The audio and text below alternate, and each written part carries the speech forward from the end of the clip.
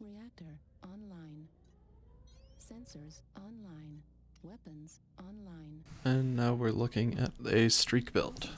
Sort of similar to the SRM6 build.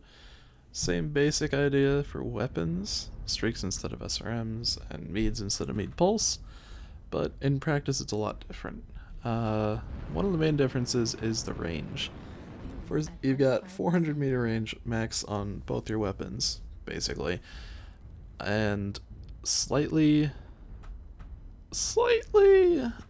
less than that effectively, because think if you're at 395 meters, which is inside the Streak 6 optimal if you have the module, and you decide to fire your weapons, unless the enemy is moving towards you or standing still, they're not going to connect. So usually you want to be firing them around 350. If they're like really slow or stationary, 370, but you don't usually want to shoot them at 396. That's usually a bad idea unless they're like pushing or whatever. The other thing is that you have to lock on, which is the annoying thing. You can't just shoot whenever you want. You gotta wait, and that really does come into play. You'll see this match. But yeah, the meads are always useful. They're not super useful because they're just, ER meads, but they're useful. I'm not normally such a huge fan of streaks for a few reasons. First of all, that lock-on thing, like I said, but also they do a lot of damage. They really do. But yeah, the damage gets so spread. It's absurd. It's really not useful. And here is where that lock-on issue comes into play. I can't just predict that Firestarter is going to poke out and fire. I have to wait until I get the lock, and then I have to wait for it to lock on, and then he's back in cover. So it's a pretty easy mech to poke on, but things like UAVs means that it's not that bad in a full-out engagement, like against this Treb. It is hot though. Streak SRM6s, 4 of them will break Ghost Heat. It's not too bad, it's only a couple points penalty. So if you're like not running super duper hot, it's fine to alpha strike, but if you are running super duper hot, maybe stay away from alpha striking. Like I just didn't do it all, but whatever.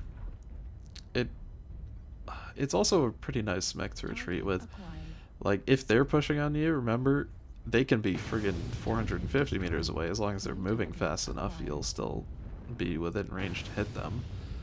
So you can keep running away, fire, and eventually they'll be inside your streak range, if you time it right. Or maybe they'll stop pushing you and just be a total pain in the ass. This is where the engagement really gets tight. Kills count is pretty close. They're a bit ahead in damage, I would say. But a lot of my teammates are sticking to the low ground, so I've got to come off this. There is a UAV up though, and that's like actually really important. I actually recommend using a UAV instead of a strike on this build just because of how useful they are. I mean, seriously, look at this. You can just pop-tart these mechs all friggin' day. It's also why I included 3 jump jets. He like barely gets any damage off at all. Admittedly, some of the streaks clip just because of how the spread algorithm works or whatever, but it's still a pretty effective thing to do as long as you can get away with it. Actually, it's a bit better than SRM6 pop-tarting in general, just because you have like extra reach and you're guaranteed that your missiles will hit.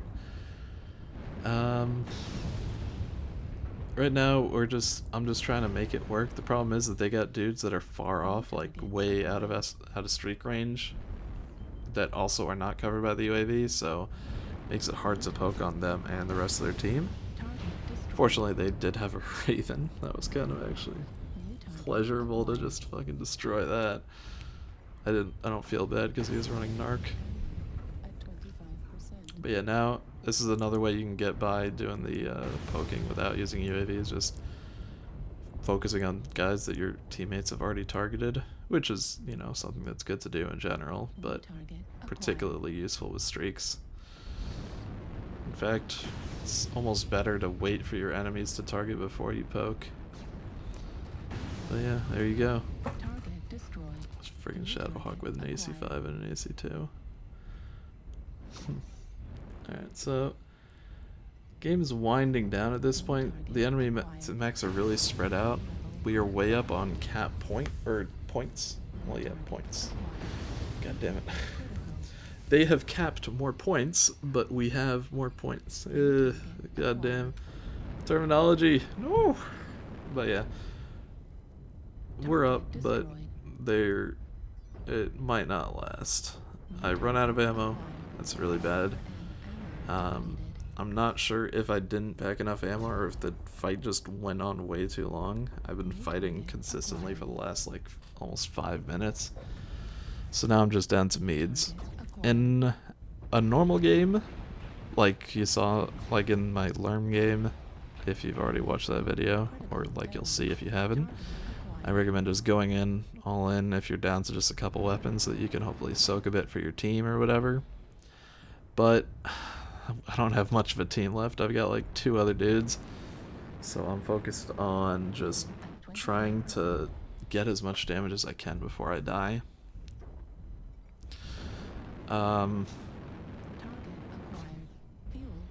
Also, we are up on points, so playing a bit passively isn't a bad idea at this point in general. If I can just stay alive, we might just win anyways. Yeah, I'm still not sure whether or not to add ammo to this build. I do have 3 jump jets, which is probably unnecessary. I could probably drop one of those for a half ton of ammo. Yeah, this is the boring part. This is when we're just, you know, trying to run around and find something to work. Trying to not all die. This boar's head, at least, gave me a good laugh. Those streaks did not. Jesus. That hurt really bad. But yeah, that's an XL hitless. Don't run those guys. Just don't do it. No. So now we have no more caps. We're still way up on points, so I'm not like... See, points can mean the score, and it can mean the friggin', you know, places. That's really... Okay, I'm gonna stop obsessing over that now, I promise. Yeah, we are up on points, but we don't have any, so we need to cap them. We got 1 dude over at Epsi, so that's good. But this is gonna be tight. I don't even know what the 3rd mech that's currently alive is. Oh wait, yeah I do. It's the Shadowhawk. Duh. So now I know I'm gonna die. They've got a bounty hunter, which is not at all fresh, but and a Shadowhawk or Crow, Stormcrow, which is I know is cord, but he still has all his guns. So unless these guys are both out of ammo, I'm dead. And spoiler alert, they're not out of ammo. So I'm just backing away at my measly 47.5 kph and planning to do as much damage as possible before I go down, while my last dude makes his attempt to win the game via cap out. So yeah. Rest of the game is just going to be him running around, so let's just fast forward over that a little bit. It's just basically him running, trying to cap points, trying to not die, while me and my teammates do a little bit of backseat driving, which is just super duper fun. So we'll leave you off there. Win or lose, you've already seen all the interesting bits of the match. And let's move on to the next build.